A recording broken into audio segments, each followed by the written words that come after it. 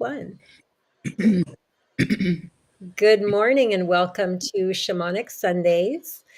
I am so pleased and grateful to be here today with a dear, dear, dear family friend, Marilyn Hendee, who has been a real pioneer in connecting people to nature and the wisdom of nature.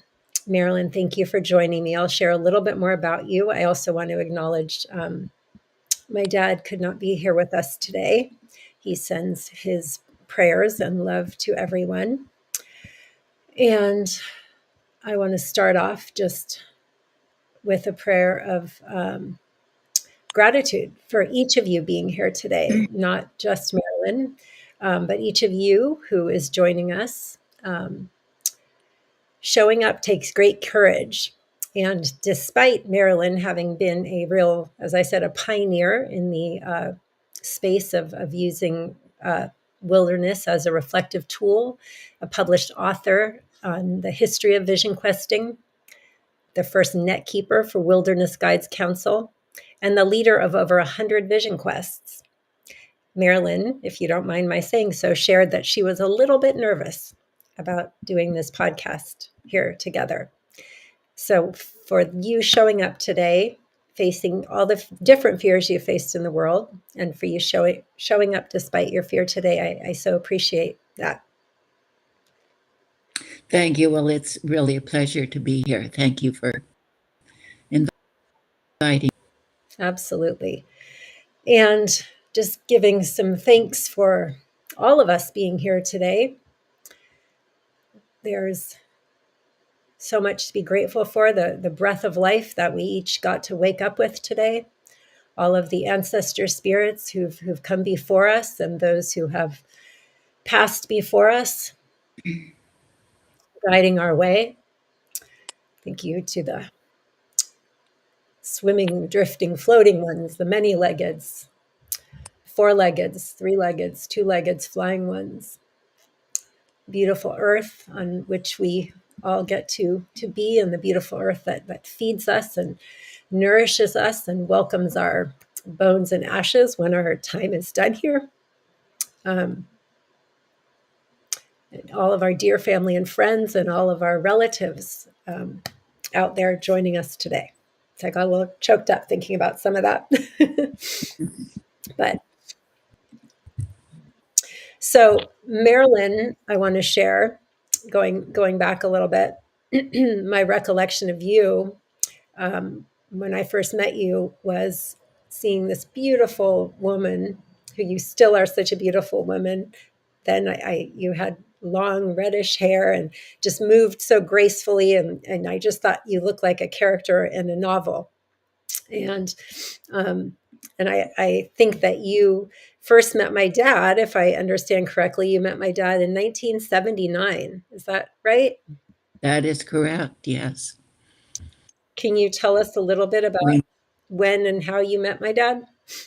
Well, I had just kind of joined my brother. He was the director, he and his wife, of an organization called Pinkson. It was a little nonprofit, and they were deeply engaged in taking young people, high school, out into the wilderness for vision quest.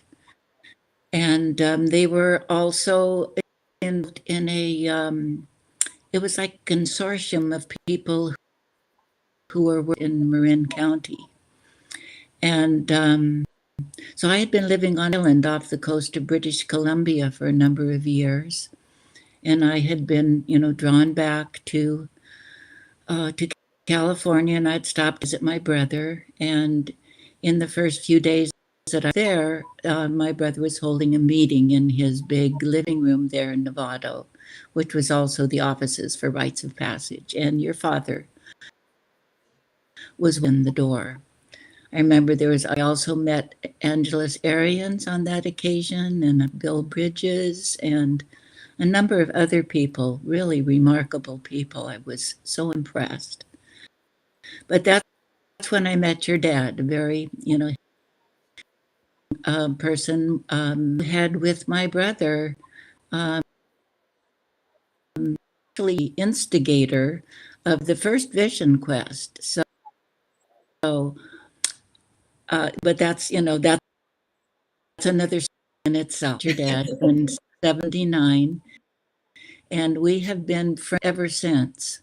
He's been more than a brother, and the member of the Wakan these years since '85, I think. Yeah, For many years. many years. I think you called him once a great ancestor of the modern wilderness quest, which I thought was such a honoring reference. And I also want to really honor that that the word vision quest comes from indigenous Native American peoples. And I know you're going to get into that more. And so the phrase for different people brings up different meanings. And you yourself have written about the history of the Vision Quest. And because this is called like Shamanic Sundays, I just want to kind of thread together these different themes, which really are intrinsically connected.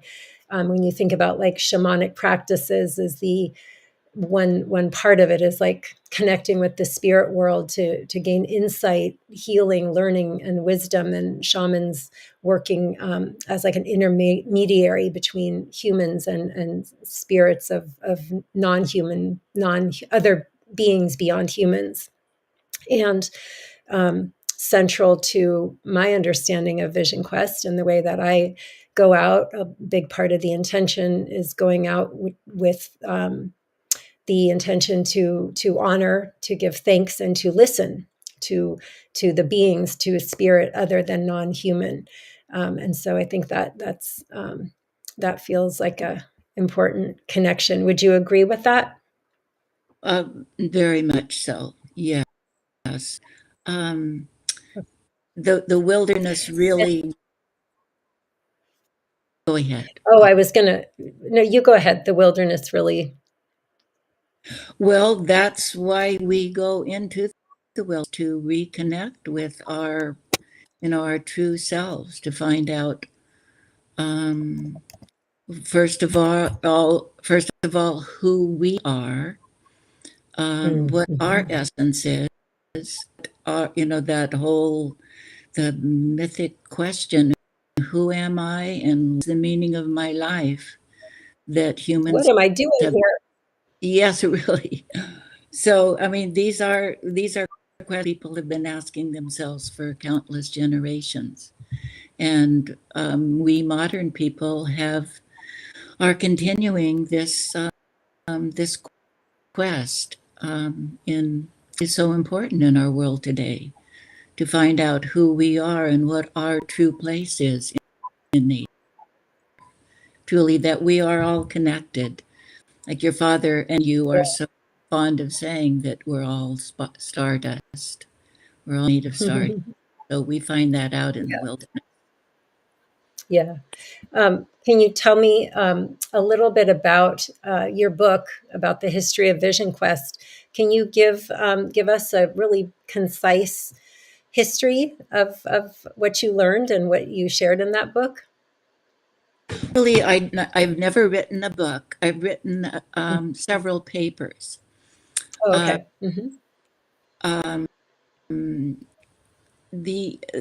Since I'm one of the early pioneers, you might say, of this movement.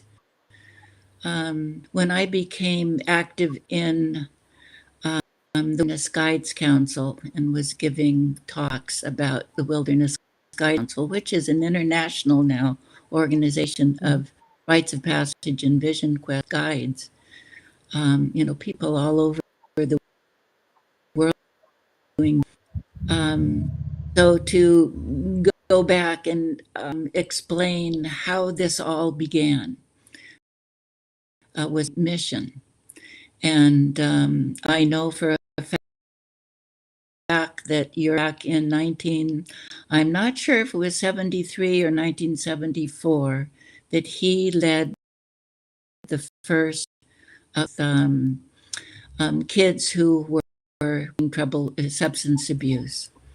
Yeah. And Marilyn, can I just interject? Like when we say the first quest, we're not meaning the first quest ever. We're talking about the first quest with a group of, some of the pioneers that brought the concept of questing for vision to sort of America and the Eurocentric cultures. exactly, Right. yes, this is just in modern times to Yeah. reintroduce this age-old mini cultural practice of leaving one's life behind and going into the wilderness to seek insight into who we are and what our purpose is here. So your dad was the great grandfather, and very soon on, I'm not sure it was that for the next, my brother Stephen Foster joined him and became very, very interested in the process and started. And it was like sitting for me. It was now it's sitting at kind of a crossroads. There was your father and my brother. Your father going in taking his, the quest and all of the insights that he gained from mostly this wonderful contact with nature, into his work working with death and dying and attitudinal healing and starting the community of Wakan, which I have belonged to for almost 50. That your dad took, and then there was the that my brother, which was more towards meaningful rites of passage into modern. So Yeah. Found I, the it was School an of Lost interesting Border. place to be Mhm. to understand both of those sides. Your Mhm. father, Mhm. a psychologist, and my brother, a PhD in English. PhD in English. So um, it's just been really interesting to be sitting in that place and watching all of this. Yeah. Right. So looking back on their journey, what you know of their journeys, your own journeys, and why do you think it's important to have rites of passage in today's world that connect us back to nature? Well, it's really obvious that young people in particular looking for it, they are now able to assume to become adults. I think that, and so they test themselves in sometimes dangerous ways. But Mhm. history has shown us that if the community supports um, and by the young people leave the community tribe and go out to be by themselves in nature, seeking, you know, answers. Who am I with my life? What is my place here? What are my gifts? That if they have the opportunity to do that in a healthy way, then take on the responsibilities of adulthood. And this is not just for young people. It's at different times in our life through major transitions, um, getting married or getting divorced, or those middle age, or career changes, or realizing that we're not going to live forever and that we need to start thinking about what kind of a death we want to have. These important transition times in our human lives, we need to seek new insight, new vision as to what has come before, to kind of review what our life has been, to give thanks for what has been, to talk to the people we need to talk to that might have, either encouraged us or discouraged us from being who we are.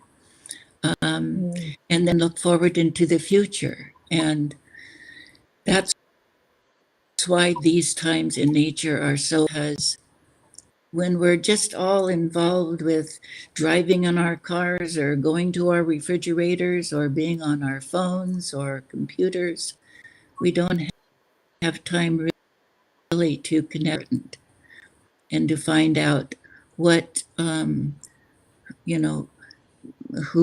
am I? What am I meant to do?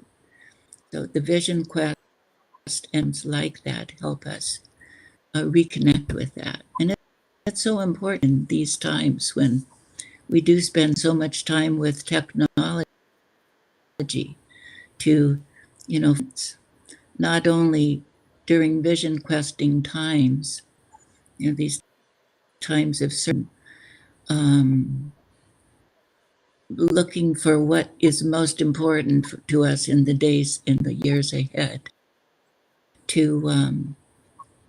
but to be able to go back and review what has come before. Did those two ideas very well. Yeah, I I'm think 83 years old. Sometimes it's you're doing great. yeah. You're doing great. Yeah, no, that's wonderful. I can't help but wonder if you would share, like, having gone on that many quests and sitting, listening to nature, being one, remembering that you're one. We are part of nature, but creating these opportunities to really remember that. Are there any particular moments when you look back that you feel like really taught you?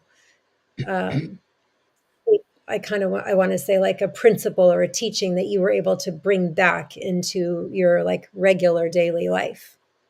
Like, are there any moments that really come to mind from your many quests? That's a really good question. There have been many moments. I've done enough quests myself, and I have found the more I observe, the more I get into my feelings when I'm on a quest. That, like I always tell my questers, you won't get where you want to go unless you go through your feelings first.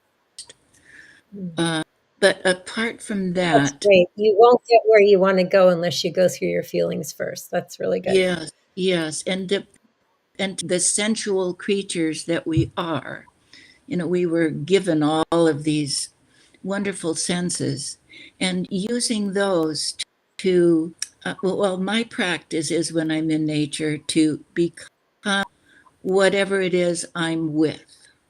If I'm looking at a tree, if I'm looking at a duck on the pond, if I'm looking out into the mountains or up into the sky, or I'm looking, like out in the desert, I'm an old desert rat here, to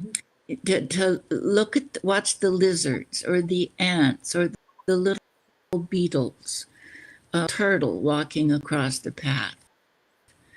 It's to become as possible what these creatures are, to become the tree, to become the rock, feel myself the mountain.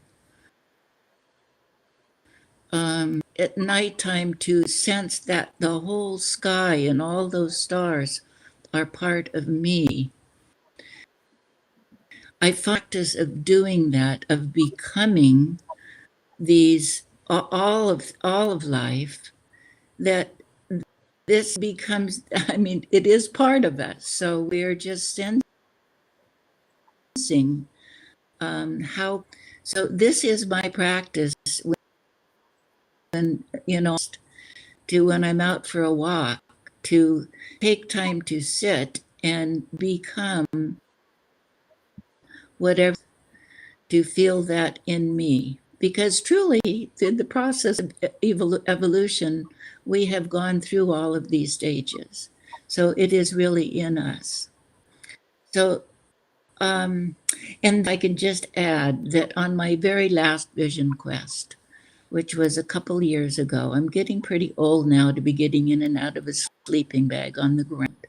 But on this quest, I was sleeping out under the stars that night under a big, powerful giant, must have been I'm not sure what kind of a pine tree it was. But I was looking up, I woke up in the morning and the sun had already hit the top of the tree. And it was just sparkling with, the sap tree and the little needles, and everything was just shimmering. And I was just overwhelmed with this feeling of love. And I remember having this feeling of like being in a cradle, and that the universe, spirit, God, however define that, was holding me. And the words came to me, I'm being held in the arms of love. And nature, love, nature, I'm just being held. And truly, before we even started, our program, I allowed myself to go back to that place of that tree and looking up and just sensing the spirit and knowing that that is there with me at time. But if I hadn't been on these quests or spent so much time in nature, I never would have discovered that. So I'm just really what feeds my life now. That makes me happy and filled with joy to know that there's this connection that we all have, that we're all capable of having. And I'm sure this is nothing new to most of the people who are listening to this program and friends with you and your dad, because this is what holds us together, what binds us. Yeah, yeah. I love what you said about being held in the arms of nature, being cradled by nature. And you also say that I want to make sure I quote you correctly, because you said you identify yourself as, quote, one who walks the spiritual path with practical feet. And that's so important, because it's one thing to go out and do your quest, right? It's like going to the spa, or go to your retreat, whatever it may be. Really, the task, like the richness, the juicy goodness that you get out of it, is how you ground it when you come back, right, into like daily life. And not everyone gets to go out on quest, or even go on retreat, or go to a spa, or any sort of step out of daily life experience. But most of us have the gift of being able to use at least a sense or two. Maybe we can smell or see or hear or touch, or immerse ourselves, in the water of the lake or the ocean. So for me, like, that grounding and being practical is also really, really important. And my much of my dance of life is like, doing the sort of the awareness of the mystical and the more out there, in a way, connecting to the bigger source and then bringing it back.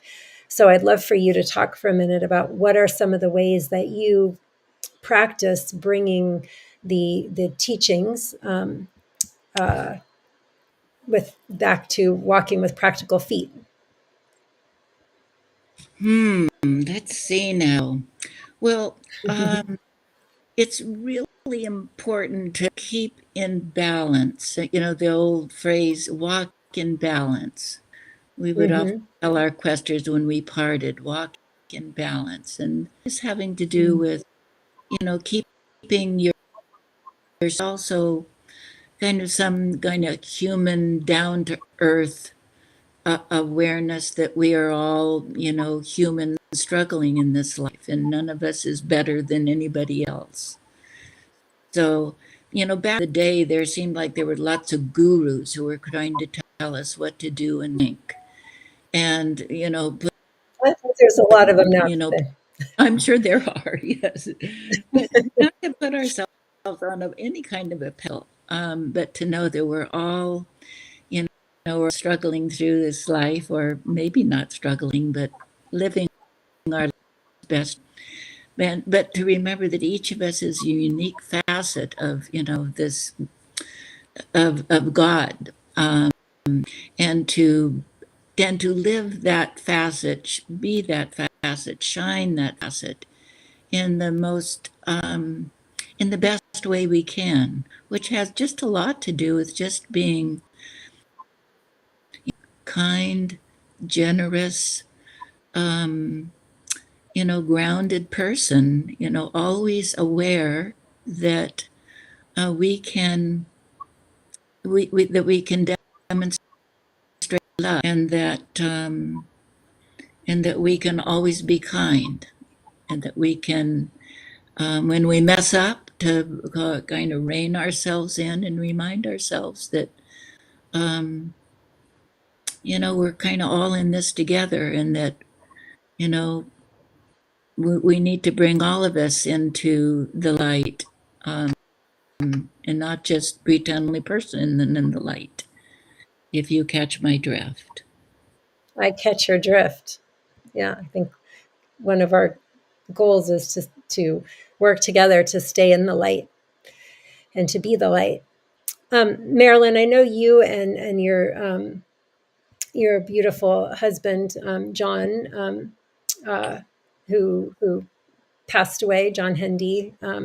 He was a wilderness scientist, and I know you and him did like a 10-year study about wilderness vision quest experiences and what sort of impact they have on people. Could you speak to that for a minute, of what changes you've seen when people have gone on quest, or just when they have the opportunity to connect with nature? Maybe that's just looking up at a tree or watching a bird fly by, but what is the impact when people connect with nature?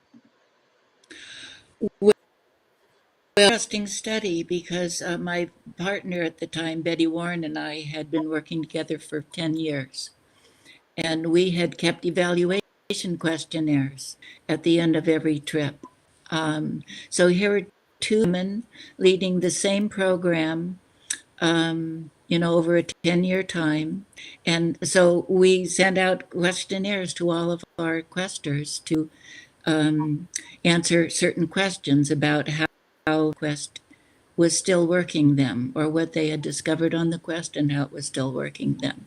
We had an 87% return on our questionnaire. And then my husband, he's the one who wrote all the articles, and he helped me write a number of articles myself, but he was the real author and scientist in the family. But okay, so back to your original question.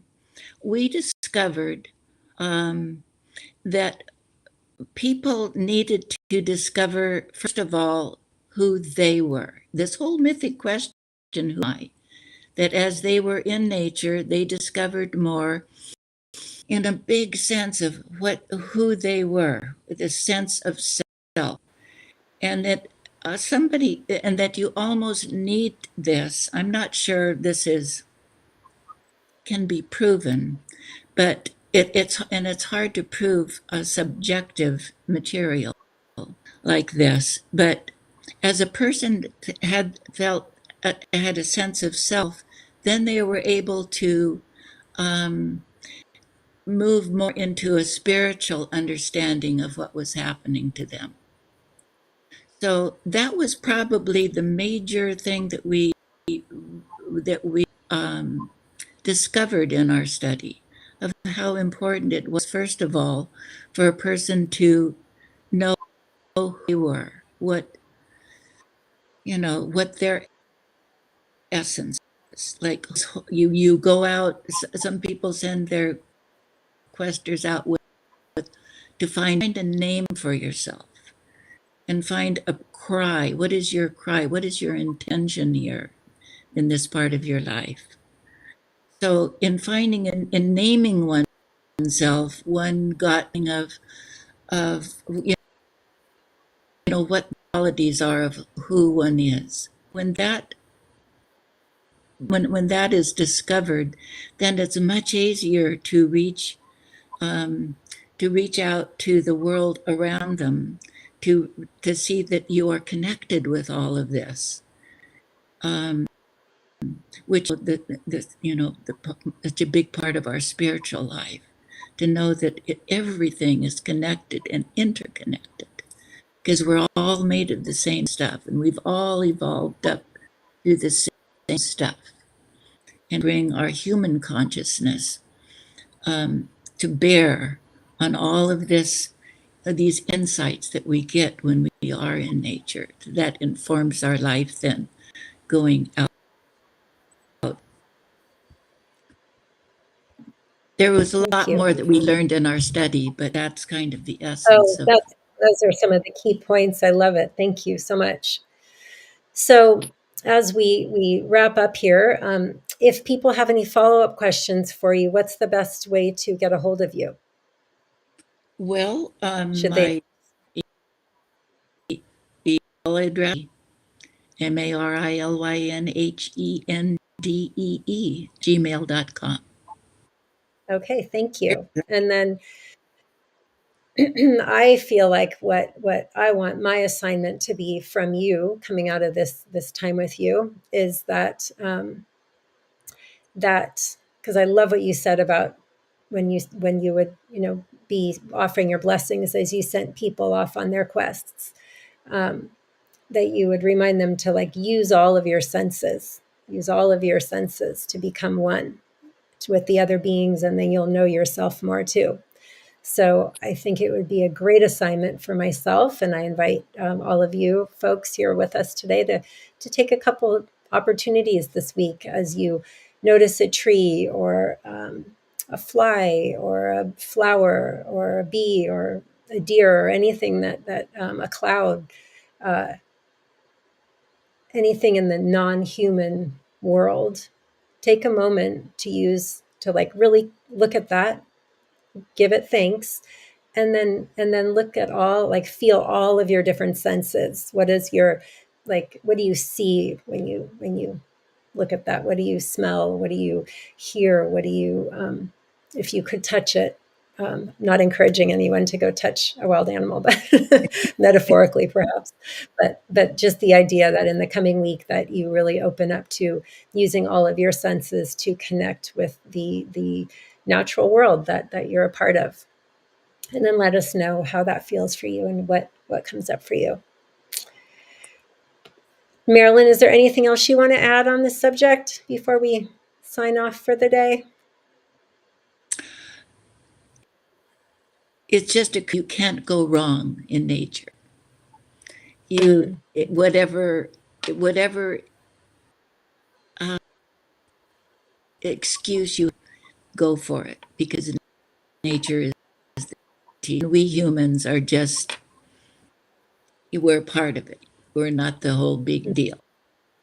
And Yeah, just yeah. a humongous great for your father and my friendship, and that he's been my teacher for all of these years, and for him having such a beautiful daughter as you, and your other sister also, of course. But Thank you. blessings on your life ahead of you, Kimberly. You're Thank just you. Thank you. I'm great. honored. I'm honored. And I know my dad was so grateful to you too or is so grateful to you, and really loved that you and I would have this chance to talk again today. So thank you, and love and hugs to all of you who joined us today or are listening to this in the future. And may you have a good week, and we'll see you next